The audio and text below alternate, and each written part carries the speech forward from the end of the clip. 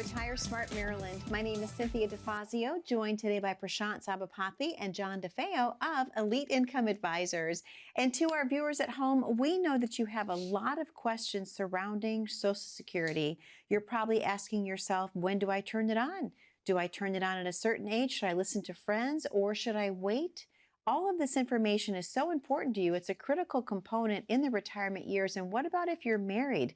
It becomes even more complex. So thank you for being with us on today's show. Prashant, how are you today? I'm doing great. Thank you. How are you? Fantastic. Thank you so much for asking. And John, how are you? Likewise, I'm doing great. Thanks for asking. Good, good. It's so good to be with both of you. And I know this subject is so near and dear to the viewers at home. Social Security is like a big, giant puzzle, if you, There are so many different pieces that you have to get right so that it makes sense. Yeah. So, Prashant, in your words, Social Security, how important is it to get it right when you're going into the retirement years? You have to get it right. In my opinion, you only get one shot to get it right. And so you really have to optimize your Social Security benefits. I think a lot of advisors talk about this idea of maximizing your Social Security, just trying to get as much as you can possibly get out of the system. Our opinion, it's not about maximizing Social Security. Okay, it's really about optimizing Social Security. And the difference is that optimization makes sure that the Social Security fits in to the rest of your income plan. I'll give you an example. Let's say that you're aiming to maximize Social Security and you find that you can get more money by delaying your benefit till 70. But then you run a break-even analysis and find that most of that increase in lifetime income comes when you're 78 or 79 or 80 years old. If that was the case, I think a fair question is to ask, well, if that income that's going to be higher is going to really break even and come to me when I'm 78 or 80 years old, was it actually meaningful to me? Mm-hmm. Did I actually get to enjoy it in a way that made my retirement as fulfilling as possible? And I think a lot of people would find that answer is not always yes, which is why it's not about maximizing how much you get.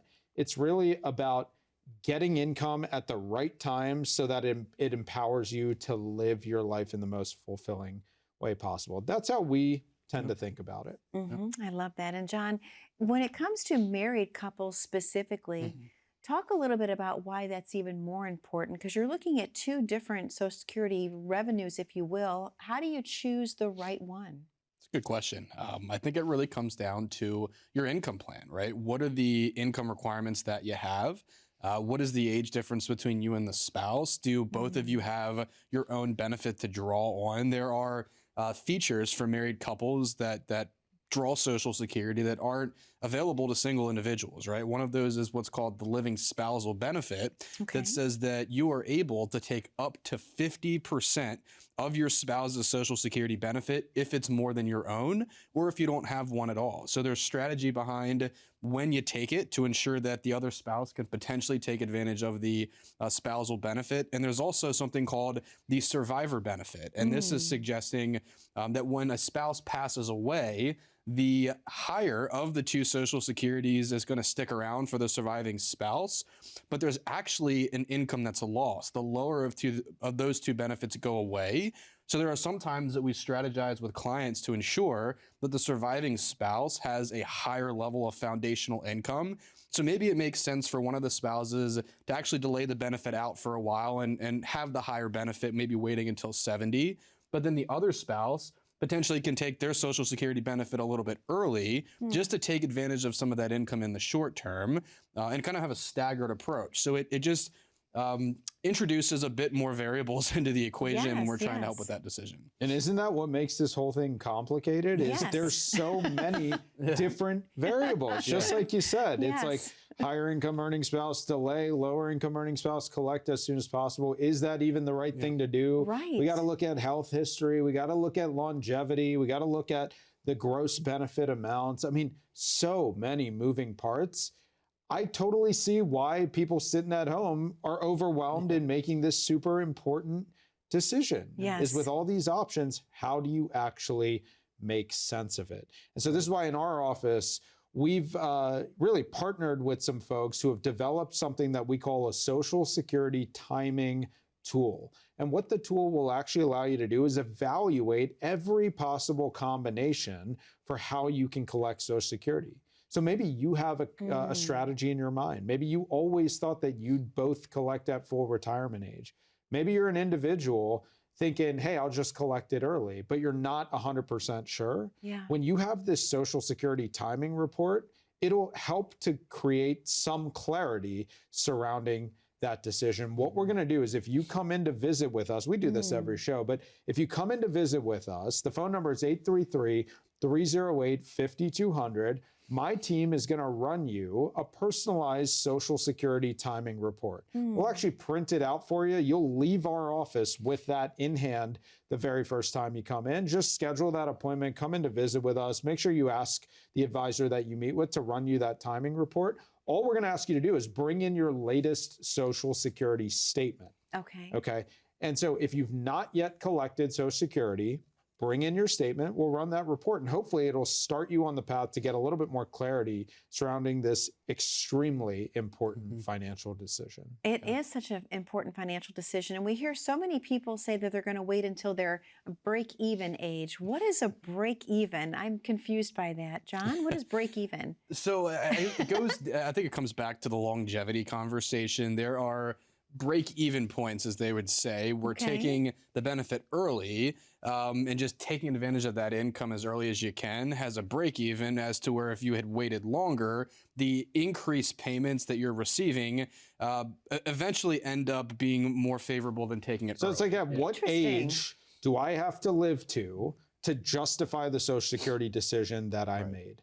Meaning, if I collected hypothetically at 67, what age do I have to live to in order to make collecting at 67 a better decision than collecting at 62? Okay. That's all a break even is. But here's the thing. People get so enamored with the break even. Okay. They say, wow, my break even might be 78 years old. Well, will I outlive some? I mean, like, who knows, right? And what's the challenge with just using the longevity break even? We don't know when we're going, right? Exactly. That is So true. unless you have a crystal ball to know exactly when you're going to go, a break-even analysis is not good enough. Okay. What if the break-even analysis says you should wait until 70 years old, but you want to retire at 62? Well, now you have an 8-year period of time where you're not collecting Social Security. The fundamental problem is you still need income during that 8-year period of time. So that means you have to have a pension. You have to have significant retirement savings to be able to live on for that 8-year period. Not everybody is in that position, which is why break-evens are nothing more than a data point. It's important for you to know it, but it should not, in my opinion, be the end-all, be-all decision maker for how you collect Social Security. What matters more is, where's my income going to come from? How reliable is that income going to be when I get to retirement? And most importantly, after I pay taxes on that income, is it going to give me everything I need to live my most fulfilling lifestyle? If you're not sure the answer, you're just going to pick up the phone and give us a call. It's 833-308-5200. That's 833-308-5200. In my book, Fiscal Health, Retirement Wealth, we wrote a chapter on optimizing your Social Security plan. If you have no idea where to start, this book is a great resource. Visit retiremaryland.com. Get a free copy of the book. I'm going to cover all the shipping to you. You just got to fill out a short questionnaire. We will mail this book out to you. Read the chapter on Social Security and get a sense of where to start in your planning process. retiremaryland.com, or you can scan the QR code at the bottom of your screen. Prashant, thank you so much. John, thank you so much. To the viewers at home, the number to call, 833-308-5200. 833-308-5200. Don't miss the opportunity to get a copy of Prashant's book. It has a lot of great information in about how you can plan your perfect retirement. We've also made it very simple. You can simply click on the QR code at the bottom corner of your screen. That's the fast track to get a copy of the book. And again, we're talking today about Social Security. And as you can see, it's not just about maximization, but more importantly, it's about optimization, making sure that you're taking it at the right age for you. And how do you know that? You need to have a guide, but you're in the right place. 833-308-5200. We'll be right back momentarily on Retire Smart Maryland.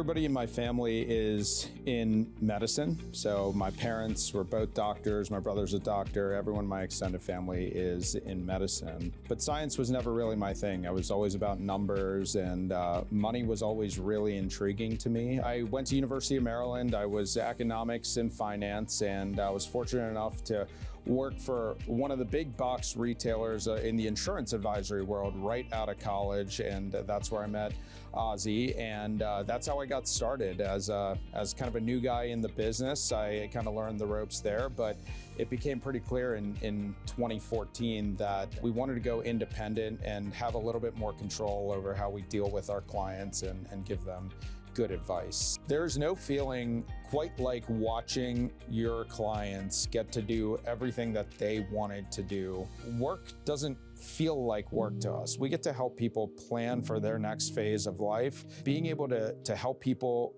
do what they want to do and being able to make a pretty good living out of it makes it all worthwhile and truly fulfilling for us. It truly doesn't feel like work.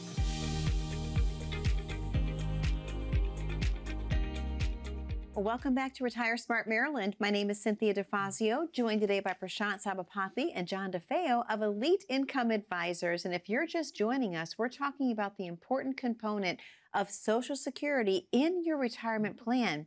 So many of you, that is your main pillar and maybe an additional pillar, but it's something that you definitely need to have a well-designed, cohesive retirement plan. It's not about maximization, it's about optimization. So thank you for being with us today. So often, as we can just understand just from the first segment, it's very confusing talking about Social Security. I remember my mom and dad just getting that little green slip out of the mailbox. Do you remember? I mean, I know I'm dating myself a little bit, but it was so easy. It was like, okay, well, there's this number we have right here. It's changed a lot since then. There are so many things to be thinking about right now. Yeah, and so how you collect your benefit is only one small part of it, right? What about the taxes on Social Security? I think a lot of people have a misunderstanding that because they paid into Social Security through payroll deduction and FICA taxes and so on and so forth, that when they take their money, or not their money, but when they take Social Security out of the system, that maybe they won't have to pay taxes. Yes. Fact or fiction, John? Well, I guess it depends on the person, right? There are instances where if you have a very low income, you're not going to have to pay tax on Social Security, but we're talking a very low income. The amount of tax that you pay on Social Security is dependent upon what you claim in income. And right now through the federal government, it's up to 85% of your benefit that you can be taxed on. There was a bit of miscommunication, I would call it, last year when the Big Beautiful Bill was passed, and that was the promise of no tax on tips, overtime, and Social Security. Okay. And I think a lot of people took that as fact in terms of there being no tax on Social Security. What the bill actually did was it introduced an additional $6,000 standard deduction to seniors 65 and older that are within a certain income threshold. So as a married couple, it's somewhere around $150,000 or less that you had to have earned in order to take advantage of that additional deduction. Single filers, $75,000 or less. But if your income is above that threshold, you're phased out of the deduction and you're likely back in the same situation that you were prior to the bill, where you're paying tax up to 85%. Wow. So all of these things need to be taken into consideration. I think so. I mean, it's a handful just to try to wrap your mind around it. And so, it's kind of like, I'll use a medical analogy because that's the world I grew up in. Yes. But when I go visit the doctor, I don't necessarily need to understand exactly how all the medicine works behind the scenes. I just care about the end result. If I walk into the doctor's office with a problem, and I have a good fit with a doctor that I'm working with, I expect to leave the office with a solution. Yes. And I feel like that's what most of the people that come in to visit with us have a mindset around. Now, obviously, your money and your health are not exactly the same in terms of thought process, but most of the people that we visit with don't necessarily need to know every single last detail about why they should collect Social Security the way that they should collect it. They don't need to know every single detail about what area of the tax code they should or should not be taking advantage of at any given point in time. But what they care about most, I've found, is they just care about the end result. Yeah. Yes. Do I have enough income after paying my tax liability to live the way that I've always dreamt of? Especially because I never got to live a piece of my life while I was working because the job got in the way. Absolutely. Right. And so, yeah, it's important to do the planning. It's important to have some understanding of why you're doing what you're doing. But what's more important than all that is the end result. And that's what John and I have for years focused on trying to do, is get people to the end result that makes their life as fulfilling as possible. Makes perfect sense. And then also, one of the things that we've heard people talk about surrounding this, if you will, is filing is a one-time decision. John, your thoughts on that? A one-time decision. Well, ultimately, you do file, the one time for Social Security, but I think it's a lot more that goes into it than just picking a specific date, right? You have to think about what it means to your cash flow, what it means to your surviving spouse, what it means to, your overall financial plan. One of the things that we ask people is just philosophically, would you rather use the money that you have worked really hard to save and draw down on your own money that could eventually be passed on to your beneficiaries? Or do you want to start drawing off of the benefit that you've paid into the federal government that does not get to port to your beneficiaries in the future, right? So either take Social Security that you've been paying into your whole life, or use the money that you've worked hard to save.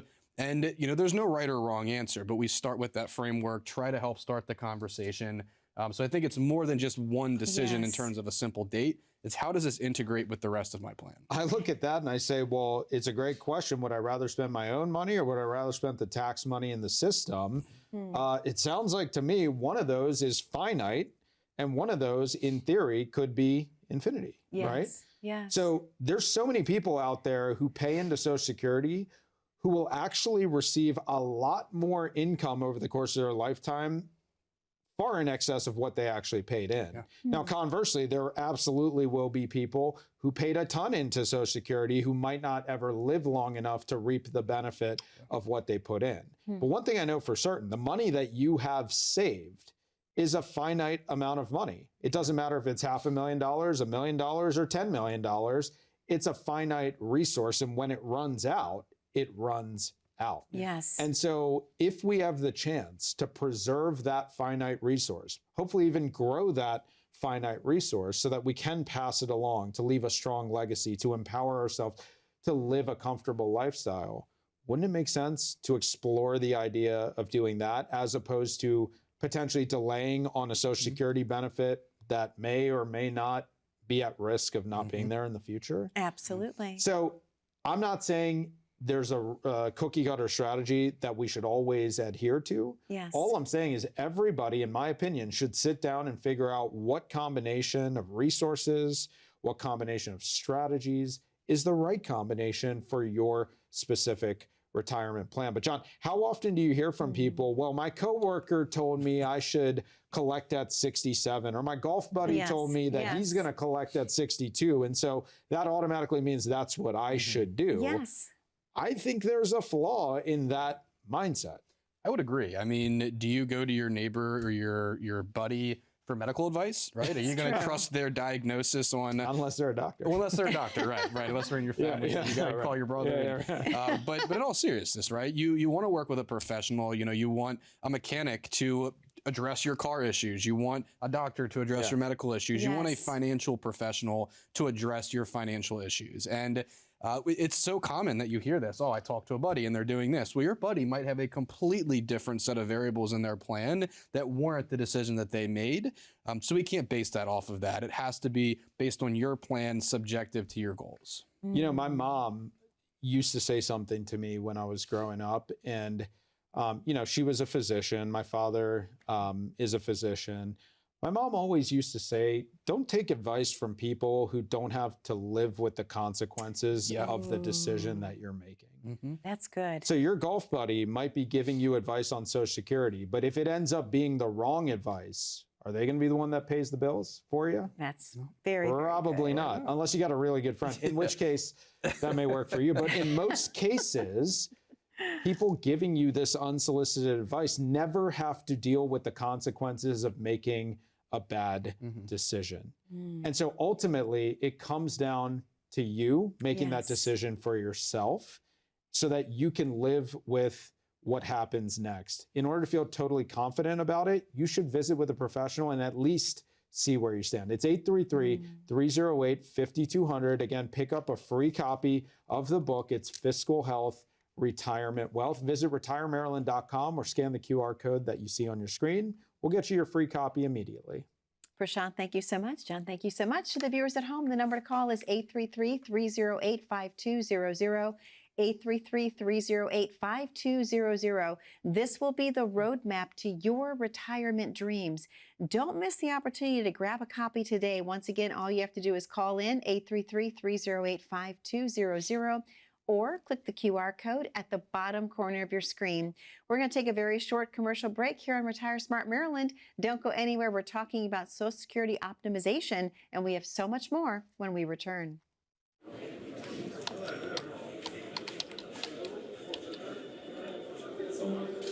The work never seems to end until the day it finally does. After nearly a lifetime on the job, you should be rewarded for all the time you spent working. Whether that's crossing off items on your bucket list, learning a new passion, or rekindling the love of an old one. After all, life isn't over when you stop working. It's the start of an all-new chapter. The one where you're the writer and you get to choose how your story will go. A way to achieve that is by having a clear financial plan to sustain your golden years. The biggest fear most retirees have is if they'll have enough money to maintain the lifestyle they've always enjoyed. Having a plan to help protect you against the curveballs life often throws will help to maintain your lifestyle. Call today to get your free written financial plan so you may live every day to the fullest and enjoy the retirement of your dreams.